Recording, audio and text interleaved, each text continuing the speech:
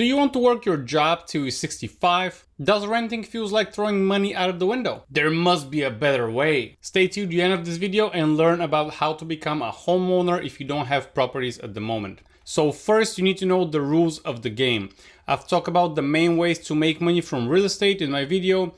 Here you can check it out after you finish with this one. I'll link it right up there and link down in the description below. But that video was more or less for investors.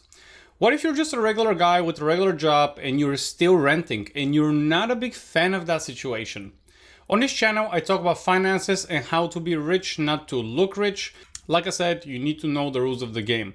Rule number one, most banks and credit unions want to see 2 years of tax return and the last 2 to 4 pay stubs to prove income. This is for your W-2 income. If you have a business or a side hustle, they will count that as income if the business has been going for more than 2 years. I said most because my first property that I bought, I actually found a bank that requires only 1 year of tax return.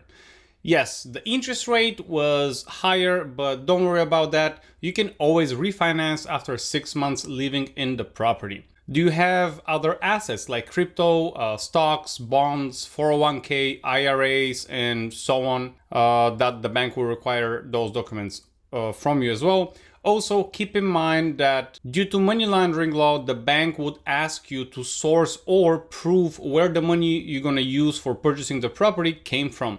They usually go back 60 days in your bank account or the account that you use for that purchase. Second, what are your liabilities? Banks want to see if you have a car payment, an alimony, child support, rent. I'm not sure because since you're not going to be renting anymore, I don't think they look at this. Other loans that you have at the moment, such as credit card debt, student debt, medical expenses, and so on. Banks don't care about your phone bill or your water bill or your electricity bill. They also don't care about your car insurance. Number 3 is credit score. I have a video about credit score. You can see it right here and I'll link it down below. And I might do another one soon, but your credit score is important so the bank can assess how big of a risky borrower are you. Do you have any defaults? Do you have any bankruptcies? Maybe nowadays they would like to know if you use forbearance, but I'm not 100% sure on that one. So those are pretty much all the rules. From that info, the bank will determine your DTI or your debt to income ratio. Most banks want to see your DTI under 40-ish%. The way you can calculate your DTI is when you get all of your expenses and divide it by your income and multiply that by 100. So if all of your expenses are $1,000 and all of your income is say $5,000, you just need to divide 1,000 divided by 5,000 and you're gonna get 20 or 0.2. And when you multiply that by 100, you get a DTI of 20%. Then you ask for letter of pre-approval. Your credit will get checked with hard inquiry and you are pre-approved for certain amount. And now you can start shopping for houses. And then when you are interested in a certain specific house, you can tell the seller or the seller's agent that you are already pre-approved. And that's important because most sellers won't take you seriously as a buyer if you're not even pre-approved. What happens after you submit an offer for a house and it gets accepted? So the bank will give you a few options. Depending on who you use, my suggestion is to go to as many banks and lenders as possible and credit unions. I use, like I said, like banks and credit unions interchangeably, but lenders in general. And get your score checked, your credit score, get it checked from all of them within 1 or 2 days so your credit doesn't get punished for multiple hard inquiries. If you get your credit checked within a short period of time, it will be counted as one inquiry. I have called the Fair Isaac Corporation, aka FICO, and despite the fact that they invented that system, they couldn't really tell me if short period of time means 15 days or 30 days as a window, but it's one of those two. So make sure it's under, 15 days. Please do it within 2 to 3 days. What are your options?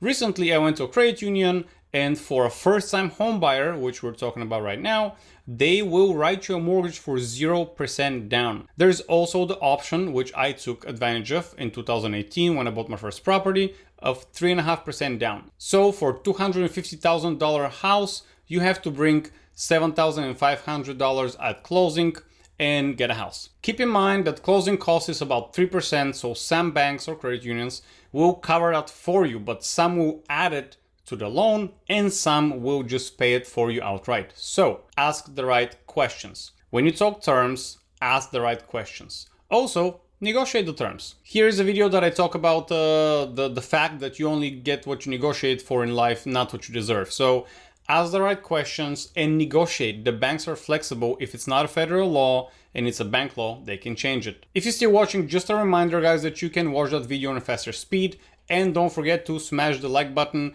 to help me out for the YouTube algorithm. So the cheapest way is to put 0% down and get your closing costs covered. But I think this is highly unlikely. If you put 0% down, they will usually ask you to pay the closing cost. Since closing cost is 3%, ask the bank or a credit union if you can put 3.5% down and they pay the closing cost, because it's pretty similar. Other things you have to pay for: you have to pay for inspection. The bank wants a 4-point inspection only. If you want a full inspection, you can get one, but you don't have to present it to the bank. And I highly recommend you don't. That costs somewhere between $60 to $200 depending on where you are in the country and what type of inspection you want. You also need to pay for appraisal. It used to be $500 last year, the last time I did it. I don't know if this year has changed. At least here in Jacksonville, Florida, it was $500 unless it's for commercial. So all in all, you pay 3.5% down for down payment, $200 for inspection,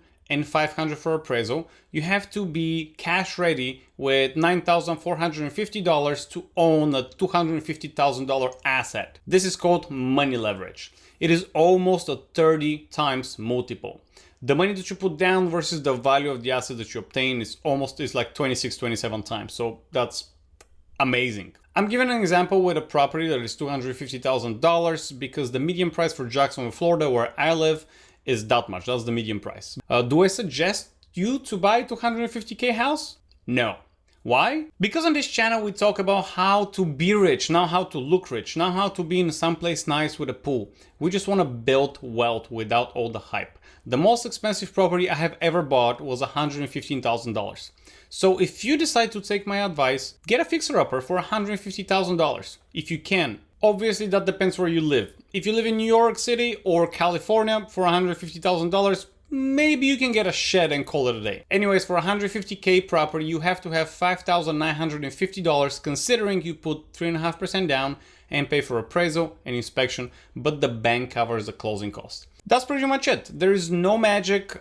Just have $6,000 and find the right property. Then you can fix it up little by little, maybe rent a room or two to help you cover the mortgage or do extra payments. I have a video where I talk about my house hacking strategy right here, and I will list it down below as a link. People always talk about how hard it is to get a house, but in my opinion, it is not. The government gives an incentive for first-time home buyers at least. Even a couple of years ago, there was a $15,000 credit towards buying your first house. So basically that 15K comes, they cover the closing cost, and the government gives them $15,000 for your down payment, so you don't need to put any money down. But how about investment properties? Buying an investment property has a little bit of different rules, which we're gonna talk about next week. Keep hustling, guys, consider subscribing, and I'll see you next time.